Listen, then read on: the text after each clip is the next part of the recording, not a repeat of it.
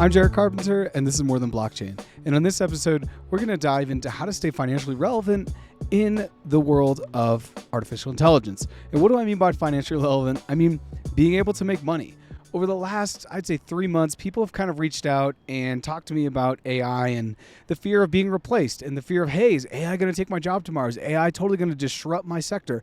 And the reality of it is, AI is not going to take millions or billions of jobs tomorrow, but it may start to eat chunks and chunks slowly of certain sectors, starting even today or yesterday or as we move into tomorrow. So I wanted to create this episode and talk about my ABCs of how I'm thinking about staying financially relevant. I'm going to list 5 things today that I think if you are an employee or you're an entrepreneur, you should focus on as you look into the future and you think about, hey, if I'm an employee, how am I going to stay irreplaceable at my company? Or if I'm an entrepreneur, how am I going to create products and services that are going to continue to hold relevance in the world that we live in now with artificial intelligence? No one wants to be replaced by a machine. So I think thinking about these 5 focus areas, I guess I'll call them, is really important. And doing it today is even more important. So to kick off the ABCs, nothing more. Let's go ahead and dive right into the elephant in the room. Artificial intelligence. If you're worried about being replaced by artificial intelligence, I think today is the best day to start to learn about artificial intelligence and how you may be able to become a more productive either employee or a more productive entrepreneur. And to talk about AI as simply a tool, I want to use an old school example and use the idea of a calculator. If I had someone with my exact same intelligence also take a math test and they were able to use a calculator and I wasn't able to use a calculator, not only may they finish the test earlier than I may finish it, but they may be more correct, especially if it's complicated math equations. So AI is very similar. If you're looking around the office or you're looking around the entrepreneurial landscape in your sector and you're like, how do I stay competitive or how do I stay irreplaceable as an employee? Starting to leverage AI today to be able to be more productive is probably a good thing.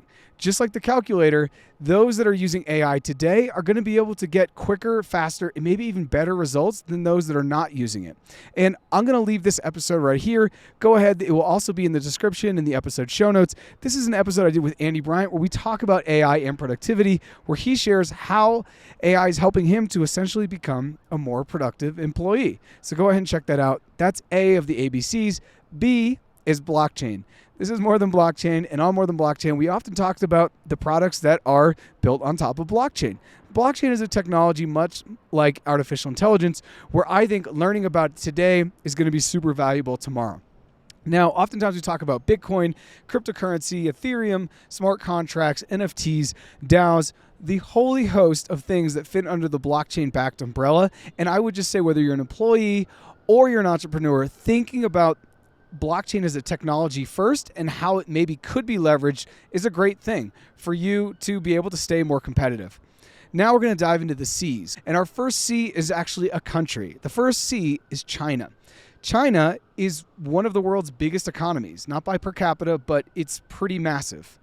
So we need to talk about it. It's kind of the elephant in the room too in global commerce because it's so powerful with how much they produce. It's also the biggest economy in BRICS. If you don't know what BRICS is, it's kind of this non-regionally made trade organization with countries that have aligned interests. Now, the 5 traditional people that make up BRICS, which is how we got the acronym, are Brazil, Russia, India, China, and South Africa.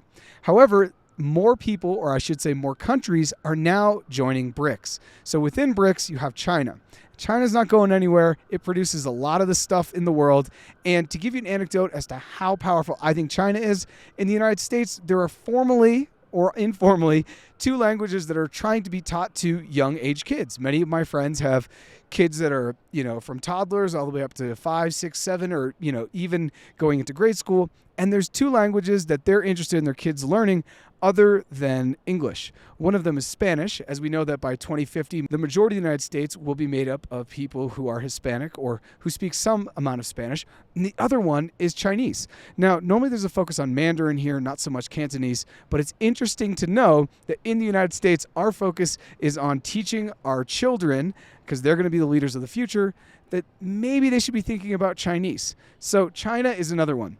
If you as an employer or an entrepreneur can make some kind of a relationship, can learn Mandarin or can figure out a product that is going to sell well in China, etc., These are things that should not be overlooked. So China is country.